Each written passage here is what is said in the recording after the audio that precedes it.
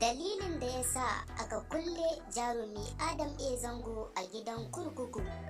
Ku saurari wannan bidiyo tun daga farko har ƙarshe. Sannan ku danna mana like domin ba mu ƙwarin gwiwan kawo muku labaran duniya kai tsaye. Sai ku danna subscribe, sannan ku danna alamar ƙararrawar sanarwa domin sanar da ku da zarar mun ɗora sabon bidiyo.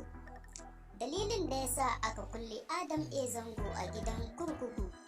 A cikin wata hira da gidan jaridar BBC Hausa suka yi da fitaccen jarumi kuma mawaƙin Hausa wato Adam A. Zango, ya faɗi wasu maganganu game da rayuwarsa wanda suka matuƙar ba wa masoyansa tausayi.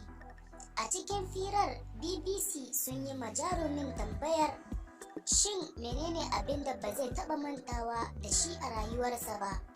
Adam A. Zango ya ce, abin da ba zan taɓa mantawa da shi ba a rayuwata shine lokacin da aka kama ni aka kulle a gidan kurkuku. Ba zan taɓa mantawa da wannan abun a rayuwata ba. Ban san laifin me na yi ba, ban san hawa ba, sannan ban san sauka ba. Sai ji na yi an zo an kama ni an kai ni kurkuku. Tabbas duk wani kamilin mutum mai mutunci ba zai taɓa so a ce ya shiga wannan wajen ba, domin kuwa irin wannan wajen suna ɓata wa mutum tarihi a cikin rayuwarsa.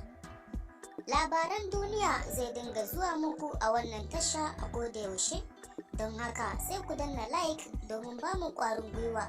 Daga ƙarshe ku danna subscribe, sannan ku danna alamar ƙararrawar sanarwa domin sanar da ku da zarar mun ɗora sabon bidiyo.